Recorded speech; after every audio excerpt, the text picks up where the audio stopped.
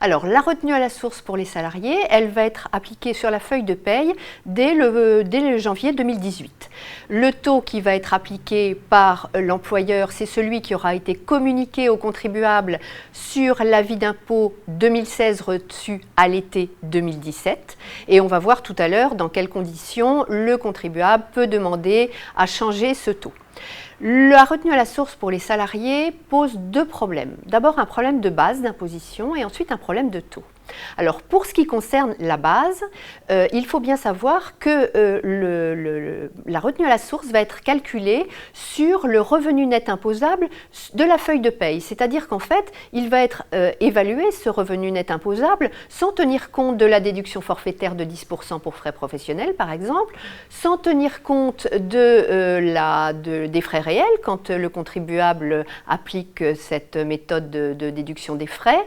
Et puis, il va être également appliqué sans tenir compte de la situation d'un apprenti, par exemple, qui bénéficie d'une exonération d'impôt sur le revenu, de la situation d'un étudiant qui fait des jobs pendant ses vacances ou qui fait des stages et qui bénéficie également d'une exonération d'impôt sur le revenu. Et puis, il va être calculé sans tenir compte, par exemple, de la rémunération exonérée des impatriés.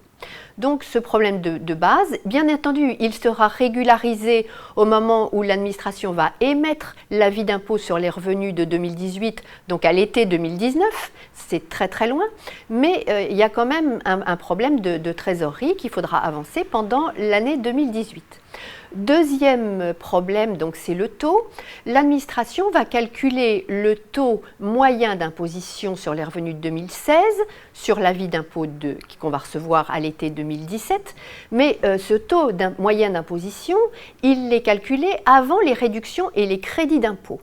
Ce qui veut dire que les crédits d'impôt et les réductions d'impôt qui sont obtenus par un foyer fiscal au titre des dépenses de 2017, eh bien c'est simplement sur l'avis d'impôt 2018 en 2019 qu'on arrivera à les imputer. Donc il y a une avance de trésorerie par les ménages. Alors tout ça évidemment est soumis à la discussion parlementaire. À l'heure où nous tournons cette vidéo, les parlementaires n'ont pas encore entamé la discussion de la deuxième partie du projet de loi de finances, donc on va attendre, certainement il y aura des corrections qui vont être apportées, en tout cas c'est souhaitable. Ce qui est prévu actuellement, c'est que le salarié va pouvoir demander à l'administration fiscale de moduler son taux, le taux qui est communiqué à l'employeur.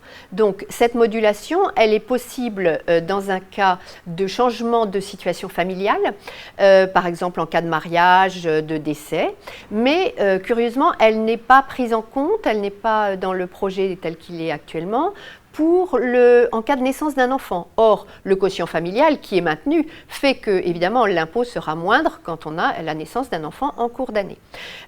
Donc, la modulation du taux est très encadrée. On va pouvoir, évidemment, moduler à la hausse comme on veut, mais pour la modulation à la baisse, il va falloir remplir certains critères qui sont un petit peu plus contraignants. Et puis, il peut y avoir des pénalités si on demande l'application d'un taux qui ne correspond pas à la réalité. Le législateur a prévu quand même une possibilité d'application d'un taux zéro, avec des conditions de revenus nuls dans les 2 années qui précèdent le prélèvement à la source, et puis dans l'année qui précède, il ne faudra pas avoir, donc en 2016, il ne faudra pas avoir eu un revenu fiscal de référence supérieur à 25 000 € par part de quotient familial. Mais indépendamment donc de ces possibilités de modulation, pour les salariés, il y a également la possibilité de garder une confidentialité des revenus du foyer fiscal en demandant un taux différencié entre chacun des membres du couple.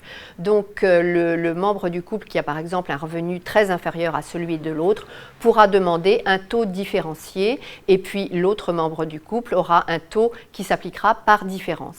Mais bien évidemment, tous ces éléments de taux ne donneront lieu à discussion qu'entre l'administration et le contribuable, et l'employeur sera informé par l'administration fiscale du taux à appliquer. En aucun cas, le salarié ne pourra aller voir son employeur directement en lui demandant d'appliquer un taux T.